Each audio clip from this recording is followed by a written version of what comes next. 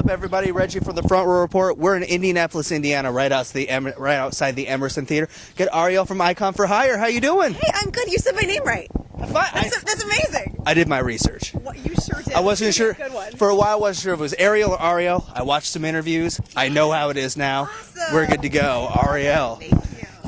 You guys are out on the You Can't Kill Us tour. Yes. You're headlining right now. Album came out back in November. So we're about 7 or 8 months in right now, roughly.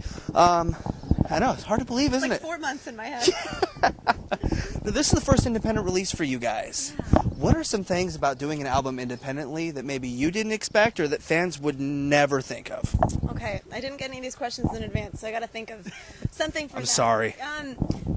For me, the psychological difference was the biggest part. We worked with the same producer as we did on the second one. You know, so a lot of things felt similar, but the psychological part of having our fans so support us and so literally buy into the record and pre-order it and, you know, blow all these Kickstarter records for the record, it just made us feel like people were so waiting on this and they really wanted it. And it wasn't just like, you know, I'd be in my piano room maybe before thinking, I wonder if anyone will ever hear this or buy this. And this time I knew people cared and I wanted to give them something that they would like, you know. And so it was a really cool process.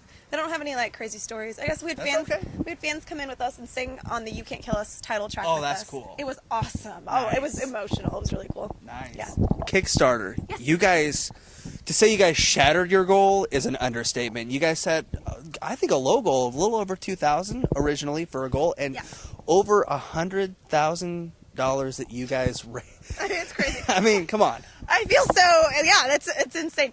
The $2,000 goal was 2016 because that was the year, and so that was just symbolic that 2016 is when we're breaking away, and we didn't know what to expect. We definitely had hopes it would be enough to do a record, which $2,000 is not enough to do a record. You know, so we were kind of putting our fate in our fans' hands and trusting that they would give more than just that. And oh my God, we like in 20 minutes, like it was just like oh my God, so more than the money was the love and feeling so supported and like we're gonna be okay.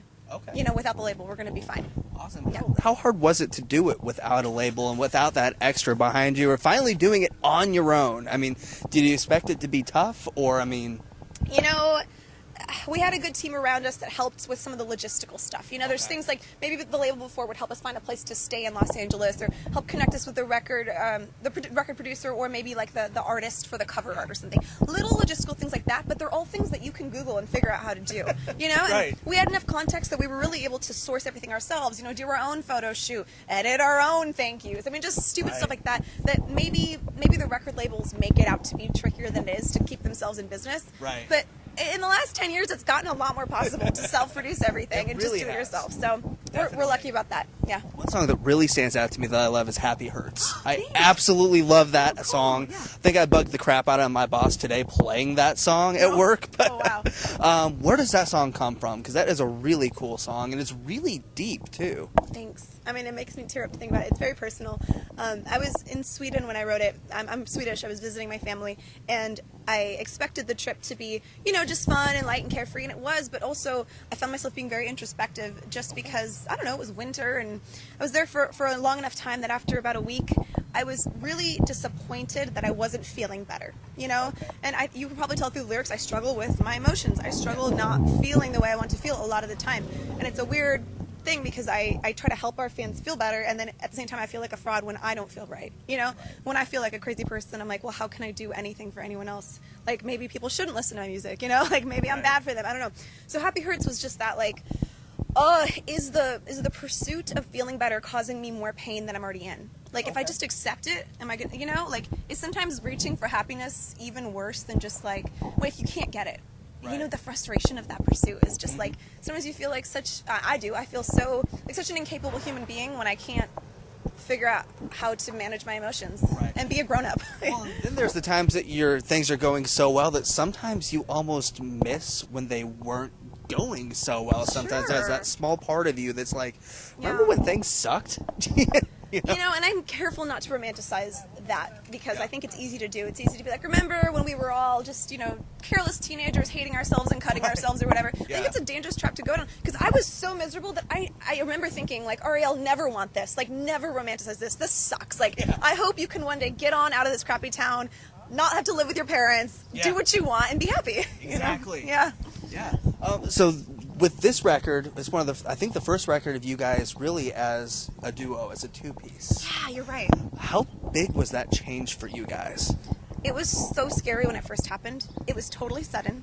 Sean was in rehab, and I was out of rehab. I never went to rehab. So I was just me and Adam, and then Adam announces that he's leaving, and I felt so alone. You know, it's like, what's going to happen to everything I worked so hard for?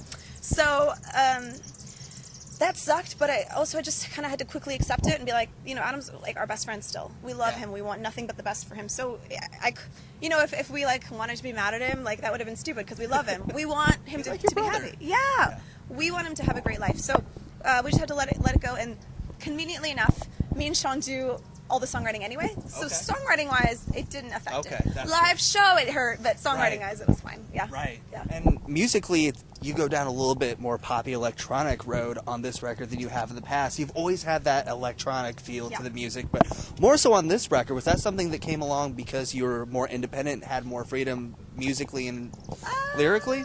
I don't know. I feel like labels want you to sound like bands that already exist. Yeah. So the safest thing, I remember on our scripted album, I was so mad, they put a sticker on it that said, for fans of, and I have no problem with these bands, but it was for fans of Flyleaf, Paramore, you know, maybe Skillet, something like that, and I was just like, like There's so much more to it than that. Yeah, and of course, like I said, we respect all these bands. We have no problem being compared to them, but we do want to do our own thing, and we don't just want to be lumped in with something that already exists, you know. So every record we try to get a little bit braver and do more things, and obviously we come from the rock scene. Like we started playing in the hardcore scene in Decatur, Illinois, so when you're a local band, like the only scene that exists, at least in our scene, was the hardcore scene. Yeah, well, there's so many rock and metal bands in every town that, you know, you can get on shows. There's not like little pop bands playing your local tune or cap venue. It just doesn't happen. So you kind of have to start in that space. And then we've just Sean's learned all this programming, Pro Tools skills, and then the better he gets at it, the more we can try cool synths because he knows how to do it. You know, and before he just played guitar. So thank God he can do it. Right, exactly. Favorite song I've scripted? The Gray. Oh, Love no way. that song. Awesome. Yes. Thanks. I think I bugged my boss with that song today too. So Who's your boss? I work in an apartment complex, so cool. it was just a day of Icon for Hire all day in the office. I love it. You're gonna get more tonight. That's right. I'm excited. I've been waiting for years to see you guys. This is my first Icon for Hire show. Wow. I've missed you at Warped Tour every year because What? Well, you can't prepare. You don't know what time anyone's You're going right. on. You're right. I feel you on that. So Yeah. it's finally good to see you guys. Cannot wait to see the show. Album is absolutely amazing. Thanks. And good luck on everything. Thanks for taking time. Thanks for having us. Thank you.